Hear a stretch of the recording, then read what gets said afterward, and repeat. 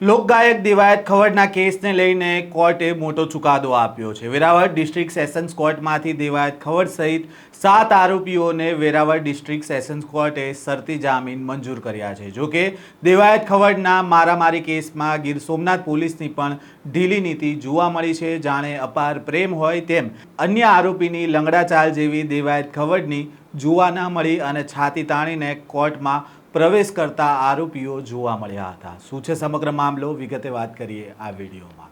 વૈષ્ણવજન તો તેને કહીએ જે પીડ પરાઈ જાનાને રે।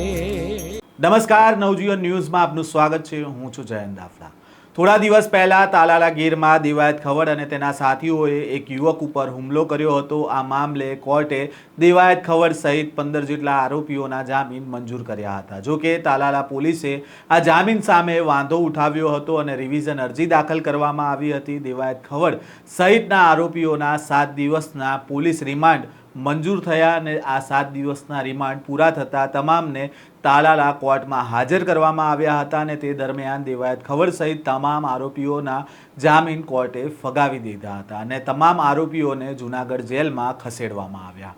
જો કે વેરાવળ ડિસ્ટ્રિક્ટ સેશન્સ કોર્ટમાં દેવાયત ખવડના જામીન અરજી પર સુનાવણી ગઈકાલે હાથ ધરવામાં આવી હતી અને તમામને શરતી જામીન આપવામાં આવ્યા છે। દેવાયત ખવડને 1 લાખના વ્યક્તિગત તથા અન્ય આરોપીઓને 25,000ના બોન્ડ તથા તમામને સુરેન્દ્રનગર અને અમદાવાદ જિલ્લામાં પ્રવેશ પ્રતિબંધ મૂકવામાં આવ્યો છે। કોર્ટના આદેશ મુજબ દેવાયત ખવડને 1 લાખના વ્યક્તિગત બોન્ડ ઉપર જામીન આપવામાં આવ્યા છે, જ્યારે અન્ય 6 આરોપીઓને 25,000ના બોન્ડ મૂકવા પડશે। આ ઉપરાંત કોર્ટે કડક શરતો પણ ફરમાવી છે, જેમાં આરોપીઓને દર 15 દિવસે તાલાલા પોલીસ સ્ટેશનમાં ફરજિયાત હાજરી પુરાવી પડશે। સાથે દેવાયત ખવડ તથા અન્ય આરોપીઓ સુરેન્દ્રનગર અને અમદાવાદ જિલ્લામાં પ્રવેશ પર પ્રતિબંધ મૂકવામાં આવ્યો છે। ઉલ્લેખનીય છે કે દેવાયત ખવડના કેસમાં ગીર સોમનાથ પોલીસની કામગીરી પણ શંકા ઊભી કરે તેવી જોવા મળી છે। સામાન્ય રીતે કોઈ આરોપી જ્યારે પકડવામાં આવે છે પોલીસ દ્વારા અને જ્યારે મીડિયા સમક્ષ તેને લાવવામાં આવે છે ત્યારે આરોપી લંગડો ચાલતો દેખાતો હોય છે અથવા તો તેનો વરઘોડો પણ નીકળતો હોય છે, રિકન્સ્ટ્રક્શન થતું હોય છે,